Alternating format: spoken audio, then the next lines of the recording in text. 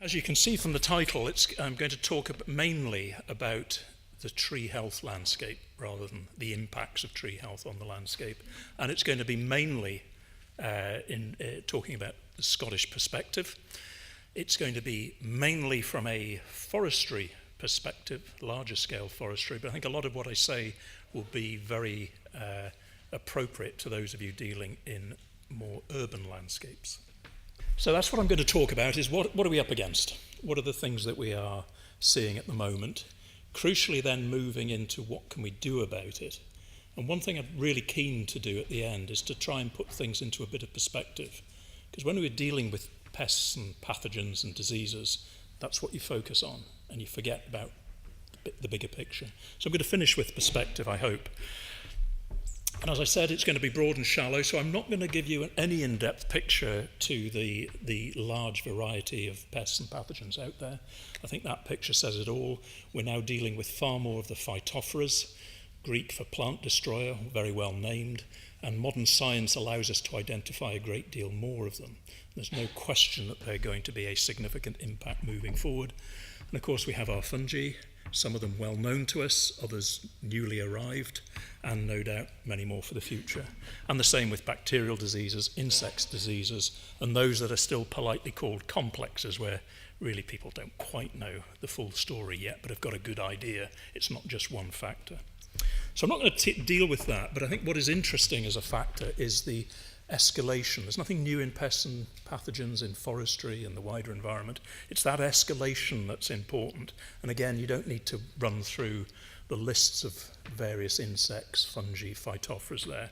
It's that increase since really, I guess, the globalization started, I think, somewhere around here, but really began to accelerate.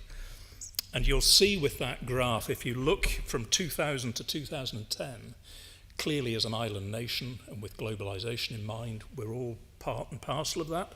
I don't think anyone here is probably dressed in something that hasn't been made in far-flung climes for cheap amounts of money. And our imports from the Asian continent have particularly accelerated, and that's important from pests and diseases, because we're now seeing things that have come from their natural habitats where they've co-evolved with trees, and we're putting them into our habitats that sometimes aren't natural, and when they are meeting those trees, they certainly haven't met them before. And get used to it, because it's not going to go away. 200 million containers do the rounds each year. We get about 8 million of them.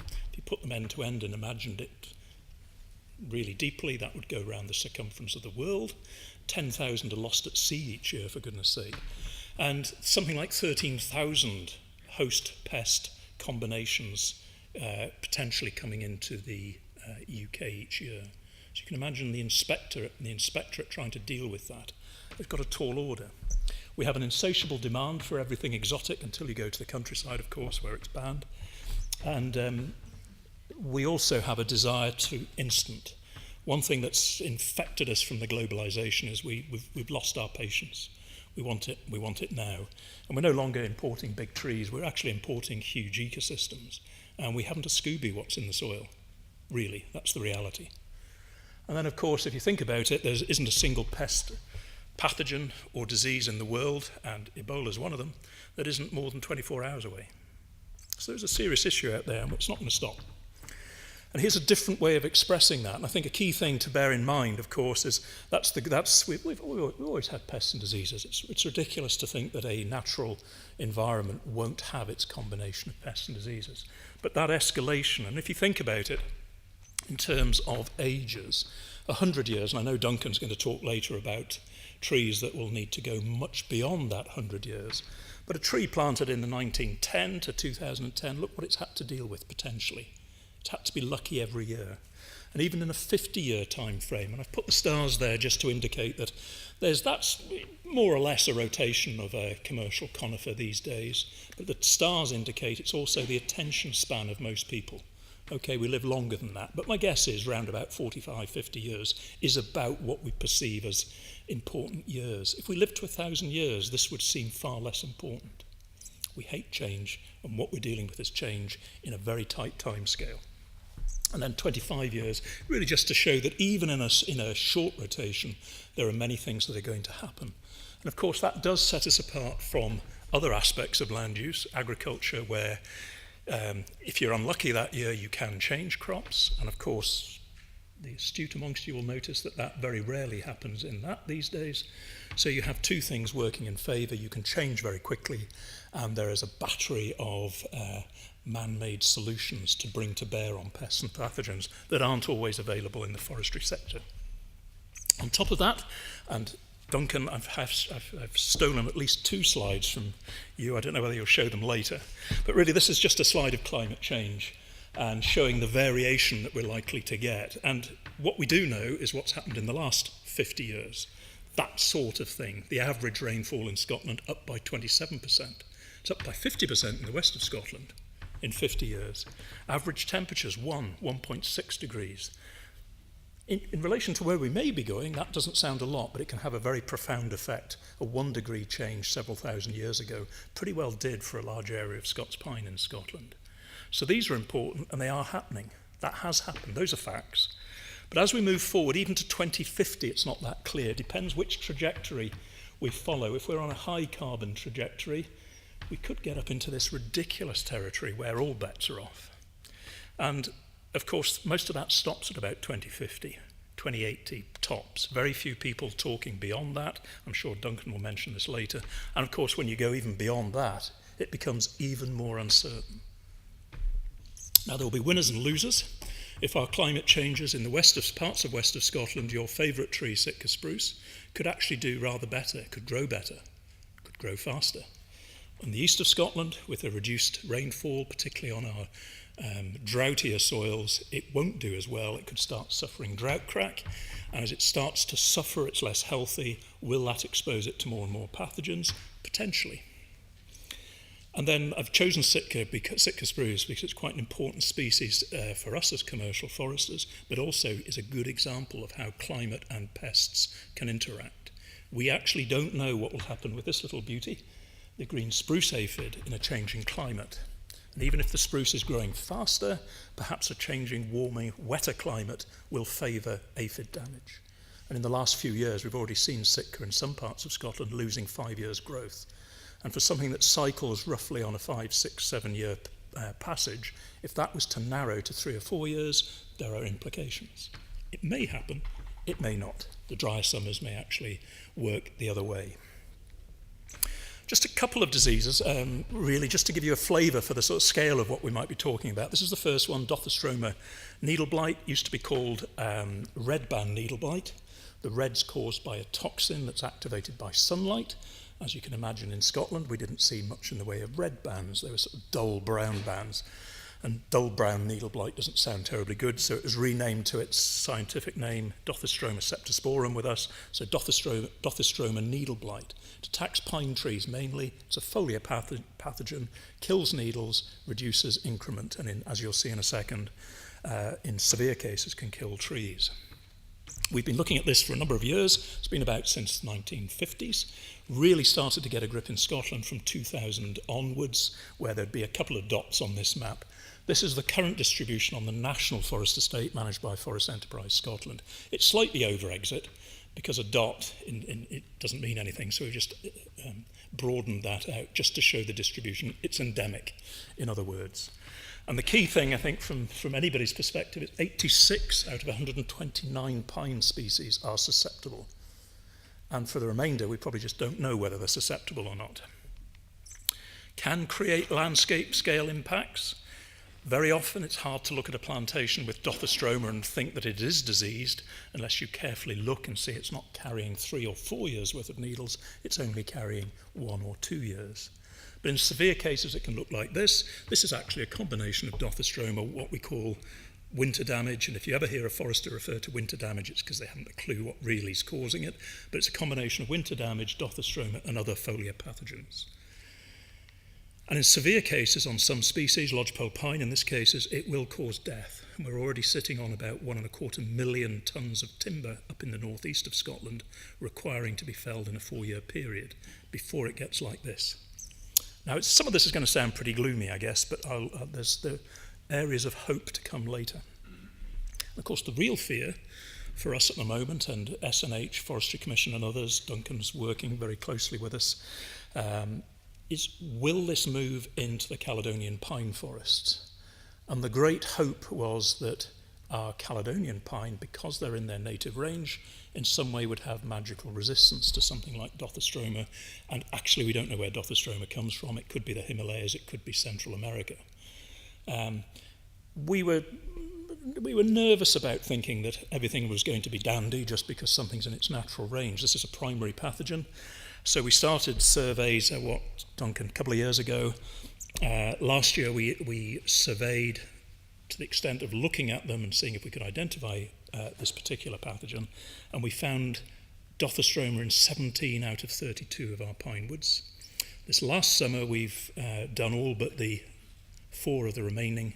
There's 84 in total. We've done everything now bar 4. We found a lesser incidence this year, but nevertheless it's a warning bell that being native, being in your native range, is no guarantee that you're not going to be hit by pests and diseases. We can forget that one. Next one is Phytophthora morum. Came to us from, we think, from the Pacific Northwest, where it's known as sudden oak death. We're lucky in this country. Our native oaks are thicker bark, so they're far more resistant, and generally speaking have not yet suffered from this particular beastie. Didn't come into the UK or Scotland until 2002. That was in the nursery trade. There's a key point for later. Nursery trade can be a trade. It's clearly the thing that makes us all tick. It makes us able to grow new trees, but it can be a pathway for pests and pathogens. 2002, viburnum, rhododendron, you know all of that. And then it changed. For the first time ever, hit a commercial conifer. That's the first time in the world it moved on to larch, all 3 species. It looks as if Japanese larch is the worst. And that's the sort of thing you see in the early stages, typical dying of foliage. And when the inoculum levels build up sufficiently, they can overcome the tree's defences. And this is the tree's defences at work, shedding out resin. And that subsequently kills branches. Key point is that for any of these pests and pathogens coming into the country new, where we really want to find them is there, in their lag phase. They've just arrived, they're just beginning to build up. That's when we want to find them. Historically, that's roughly where we found them, by which time it's probably game over in terms of eradication. Just to show you an example of that, put yourself in a helicopter, flying at 100 miles an hour, passing this wood, forget that just hasn't flushed yet, it's ash mainly. But you've got to pick out, has that wood got disease or not? And there were 3 trees in that gave that early indication it had remorum. It's a hard act. It needs specialist kit, it needs trains observes. Because if you miss that, fly over it and say it all looks healthy, you go beyond the lag phase, and then you start to get whole stand death. And if you miss that phase, and people do, then this is what you can get. So this photograph was taken, we were flying in 2012 in May. This is Galloway Forest, Glentrool. 1 year later, that looks pretty damned healthy to me. We were all commenting how healthy it looked. 1 year later, 1 year, you move to a landscape scale effect. So that's how quickly some of these pathogens can move, and there are issues there which we can return to.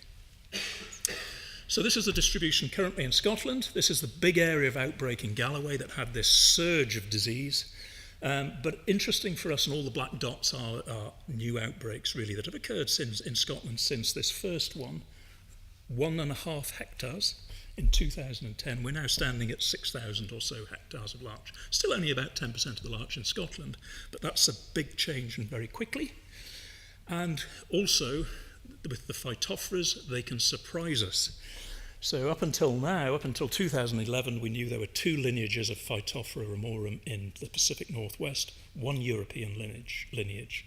2011, we found a new one. We haven't a clue where that came from. It does appear to be more aggressive as well. So surprises can crop up. So for larch, and a pathogen like this, we can model where it's going to have an impact. So the wetter west coast, red is bad for Phytophthora, bad for rain as well, in other words. And if you look at the disease distribution throughout Britain, it's pretty consistent with the modelling. So in a way, that's good news. We can start modelling how diseases might function, where to go for primary attack on them. A couple of interesting points, though, that even the southwest, where it all kicked off on larch, so it's had it the longest, despite all you hear, more than 75% of the larch are still healthy. So one thing there is, can we find any resistance in larch? And the other interesting thing for us is we can do quite a bit about stopping how we manage pests and diseases. Can't do much about the weather. And from our recent bit of modelling work by CEH, we do appear to have the makings, at least, of a story why that was so badly affected in the 1 year period. And it was 3 months of incessant rain and wind, specifically in the Galloway area in 2011. If we get another one, because this year it's been the rate of infection has been much, much lower, but if we get another period like that, it will surge again. Quickly moving on to Cowal. Cowal dieback of ash. This is a picture from Denmark, by the way. You have to admire anything that can move from the 1990s in Lithuania and Poland, and by 2012 has gone across the continent. These things can happen very quickly, and they're not always in our destiny. You know, and it's not the fact that it's Europe or that we're isolated from Europe. You can't protect against some of these areas, either through plant movements or natural spore movement. And up until fairly recently, this is, if you were going to see it at all, you'd probably be seeing it in young trees, classically wilting in the early part of the summer months. That wasn't because it's infected this year, it was infected the previous year. And these very classic diamond-shaped lesions. So that's mostly what you'd be seeing on new planting. You will start increasingly, I think, seeing it on mature trees. This is one in the southeast of Scotland. And down in England, I was speaking to Andy Hall yesterday, they're now seeing more and more signs of Cowal. And this, I think, is the map that was referred to earlier. These dots generally represent new planting areas, and this is where we've discovered Cowal in Britain. Bearing in mind we didn't know we had it until 2012. So you're already there. The more interesting diagram is this one, and this is impacts in the wider environment, which suggests that it could be a windblown issue as well as a new planting issue. So for us in Scotland, we still think, on the basis of where we think it's coming through, we do stand a reasonable chance of prolonging the day before we get Cowal established in the far northwest of Scotland, and it's very important oceanic ashwoods, and with that a buffer area. And the other key message we put, which I think will apply to many of you today, is trying to encourage people not to go daft. Just because your tree has Cowal, don't go and fell it. We want to find out which trees are resistant. Now, clearly, if there's a safety issue, that might change. But we're trying to avoid this knee-jerk reaction to felling trees just simply because they have an infection. It may not go anywhere. It needs repeated infections. And then quickly, Phytophthora sederi on juniper. Those of you that thought, well, at least the wider environment's reasonably safe. This is one only found in Patagonia and Scotland, and Patagonia in the UK at the moment. We don't really know where it came from. Austro is probably a clue that we think it was southern hemisphere, and killing juniper, and pretty widely established now, we believe, in the Cairngorm area. Another one that will affect, again, those in the urban environments, is why I've put it up, is Phytophthora lateralis.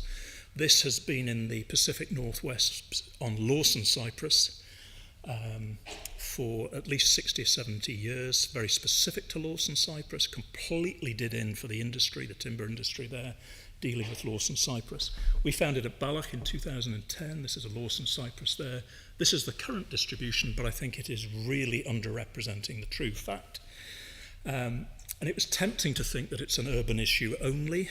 Certainly the various varieties of Lawson cypress, I think, make up something like 25% of urban plantings, certainly south of the border. I don't think it's probably that far adrift up here.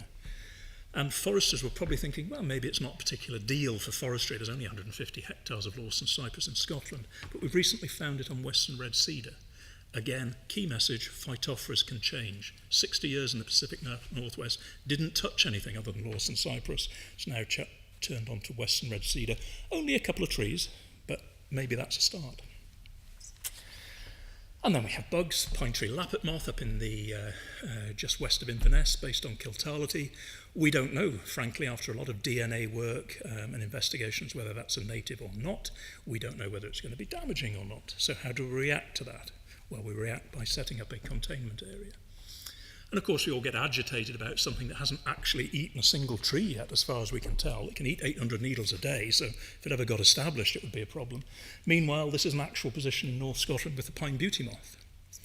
Native moth, but killing lodgepole pine. And this is one example where Scots pine seems to be pretty immune. So it's attacking an exotic conifer. And then you have all these other things going on. Acute oak decline south of the border, oak processionary moth with its human health issues, with its urticating hairs, Asian longhorn beetles. We've had one outbreak at Paddock Park down in the south. These are all serious issues. There's no question about it. And then we have things that you will have seen: the bleeding canker of horse chestnut, 50% of urban trees affected, about a third of rural trees. That was a few years ago. It's probably changed. Oh, and the leaf miner coming in. Not really a tree health issue, but it looks very unsightly. So those of you dealing with, again, urban environment, unsightly trees is not what people like to be looking at. And just to really cheer you up, in the UK Plant Health Risk Register, it's not just tree pests, but it's other plant pests. There are now 714. So what does that mean for us? Well, here's a picture of the Scottish growing stock, so area by species. I've just made it very crudely: broadleaves, other conifers and Sitka spruce.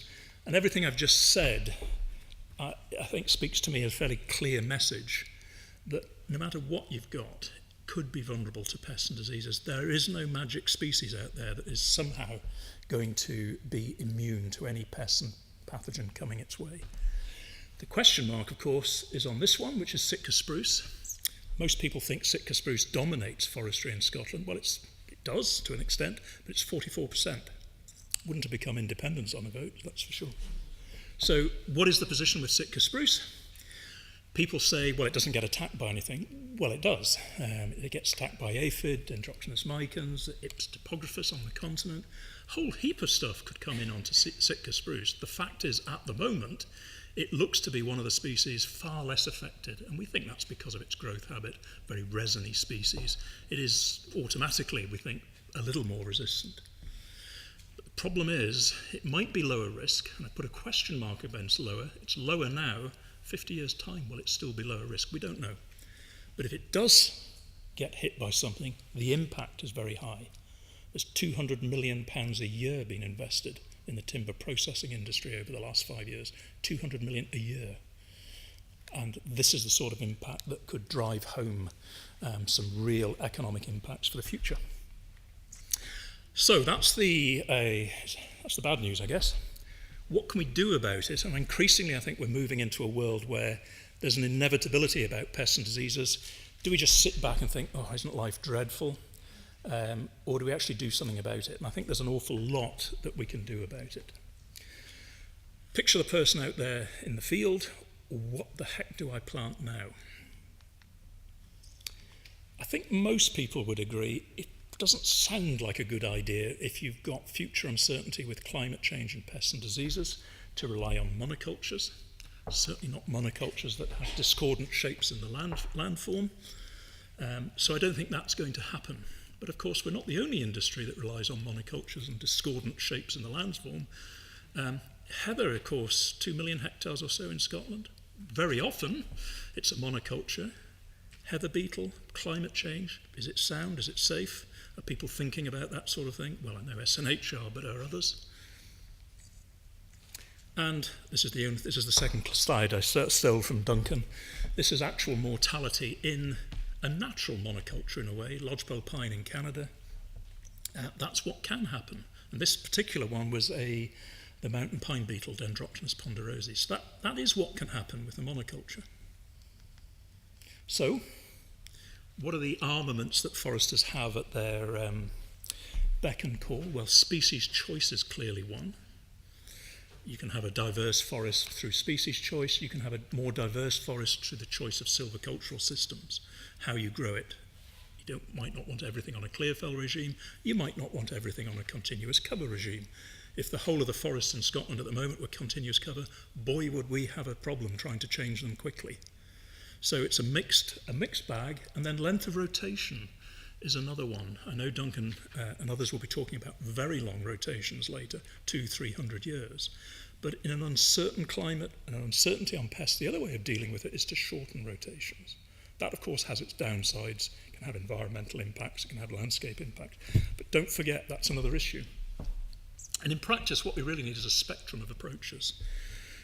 We don't want everyone to do the same thing, but of course the difficulty is at what scale do you apply that? At what scale do you apply your diversity, different objectives of management? Do you do it at literally each individual site level? Do you do it in a region? Or do you do it in the whole of Scotland or the whole of the UK? How do you actually achieve that in terms of your incentive mechanisms? How do you say to one owner, you can't plant Sitka spruce, even though that's the only wood you've got, we want it to be 100% diverse? Does that make sense when everything around them is more diverse? You could easily get into the herd instinct beloved to the bankers. And we need to bear in mind, of course, that we live in the real world.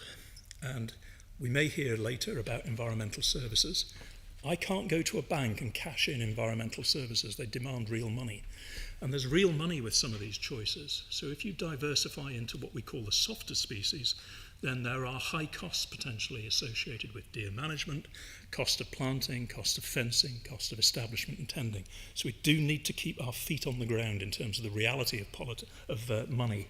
And bear in mind that a pound at the first day that you plant is the most important pound. With any discount rate for investment, whatever you get in 50 years is minuscule with a discount rate anything above 3%. So the reality there needs to click in. And there's all sorts of advice, I'm not going to go into it, in terms of increasing the resilience of our forests and good information on climate change. So it's not as if we don't have the information, but what we don't have yet is the clarity on what is the broad direction we need to be going on. There's a lot of thought going into that at the moment to give some tighter advice on the degree of change required. The other thing that we can do is harness the science out there. These are man-made issues that we're facing. So why don't we use some of our skills, imagination, and brain power to get us out of a mess, or to help us perhaps with the mess? Can't rely on it solely, but there's some very good science looking at resistance, for instance, that's ash resistance. Good examples where we have dealt with a pest that was going to do away with spruce in Britain, Dendroctonus micans, the great spruce bark beetle, found a predator larvae that predates on the Dendroctonus larvae, and only that larvae, been very successful. Or managing weevils. We now know how to manage weevils on very much a multispectral. We don't just need to rely on chemicals. And then this is a good example, lodgepole pine with Dothostroma. This is all lodgepole pine. That's been hammered, that hasn't. That's all very well knowing that, but why hasn't it got hammered? And modern genomics, DNA investigations, we can start trying to isolate. Why is that particular variety of lodgepole pine less susceptible? And if we know that, we can identify others with that same strategy and perhaps develop less susceptible crops. And you've just got to love some of the things that we've ignored. This is a big initiative, £9 million of research money. Just look at the language there that I would never have even dreamt of 2 years ago. And that's been developing in the plant world and the animal world. And tree health has been regarded as a separate thing. We can harness an awful lot of that work. And crucially, I think, develop this notion that dealing with pests and diseases is no longer about the environment, the pests and the hosts. Social science plays a huge part in how we manage all of these things. And then at the forester's disposal, you want good, clean plants. Why go to a nursery that doesn't have any good biosecurity system in place? Who the heck wants to plant a tree that's diseased in year one? Forget your instant landscape. If it's diseased in year one, it's not going to do well. Nurseries now are trying very hard to give a good quality product, and we need to support those nurseries that do. Plant them gently, make sure that we actually try and plant trees that are going to stay healthy now and in the future. Difficult order. Use good silviculture, thinning. We've got booming timber prices at the moment. At long last, natural resources appear to be valued. We've got very high timber prices. We can start thinning. Biosecurity. And then, what is our safety net? The last spraying done in forestry was in 1992-ish, 92, 93. Should we ignore that? What is the impact of spraying is in everybody's lips. But equally, what is the impact of not spraying? Who would be smarter in 30 years' time? The person who said we will not use chemicals of any description or man-made agents and ended up with little in the way of forests. Interesting question, and I'm just about to come to an end. Other key things, and it harks back to my earlier point, that you have to identify some of these incomers at the early stage. So we're now investing a lot of money in helicopter surveys. cheapest way to do large-scale surveys, by a mile. Get up in the air and look down on the forest. That's how we identify things quickly. But for an individual owner, or some of you looking at individual trees perhaps, and woodlands in towns, modern UAV technology, the so-called drones, they're not toys. The imagery they can produce is incredibly good these days. And if we can add spectral imagery from that, it yields all sorts of promise in terms of rapid and early detection of pests and diseases. So you can get in early and try and nip things in the bud. And then, last but not least, we now have a combination of folk working on this observatory to try and harness citizen science, trained observers, Woodland Trust really doing some sterling work on that, National Trust, FERA, Forest Research, training up volunteers to actually be a second line of defence. There are few professionals out there. Why aren't we using citizen science in its truest sense? And then behind the scenes, a whole heap of earnest people trying to get on top of basically three things: trying to stop things getting into the country in the first place through legislation. If it gets into the country, how do you deal with that effectively? And then thirdly, if it's in there and there's nothing you can do about it, how do you learn to live with it and manage it? And there's a heap of work going on.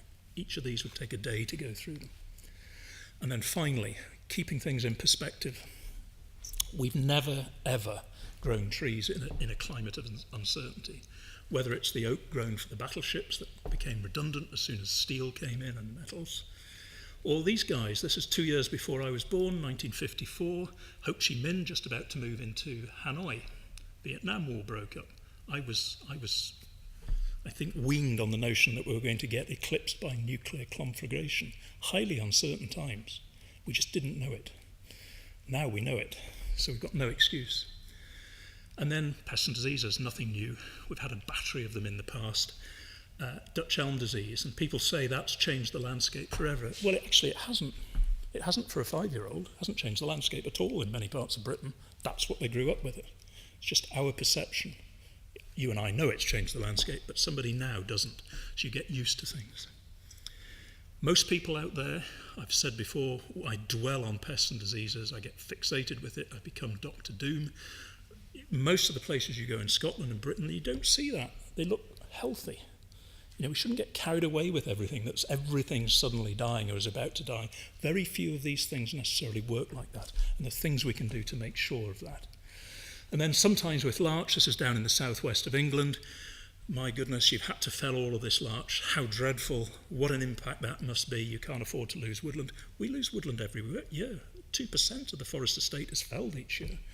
So what's the difference between that and a routine felling?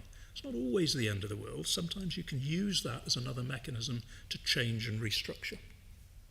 Windblow, when I was in Kielder in the late 70s, early 80s, another death knell for commercial forestry.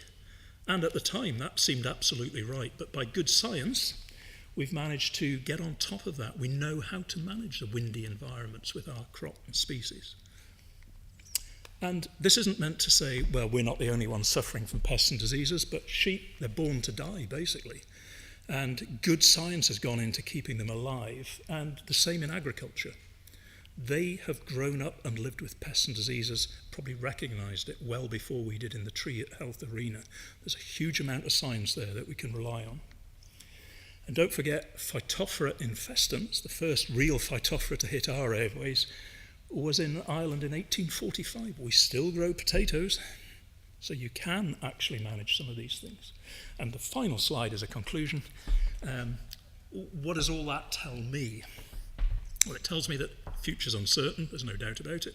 We're unlikely to crack it, it's a question of living with it. That to me is a slide. We need good design, good forest design, whether that's in diversity, on mixture of scales. We need good silviculture back in, people managing their forest, looking at the forest, dealing with it. We need all the good science we can shake a stick at. We shouldn't put our heads in the sand. We shouldn't behave like bankers and act like a herd. If we all do the same thing, then none of us will look daft if it goes wrong, so we shouldn't do that. And then the final plea for folk is to just accept that money doesn't grow on all trees. And actually we are in the real world, and when we ask people to change, it can have a high financial impact at year one. We need to recognise that. and not get carried away with the notion that we can do everything all at once, or that finance isn't part of sustainability and uncertainty in the future. I don't know, and nor do you, how rich this country is going to be in 30 or 40 years' time. What I do know is that in some urban areas, they freely admit they could spend more money on tree management, and of course it's important for environmental services, etc., but people's windows are falling out. And if you have trees and people's windows falling out, what do people invest in? That is part of the reality.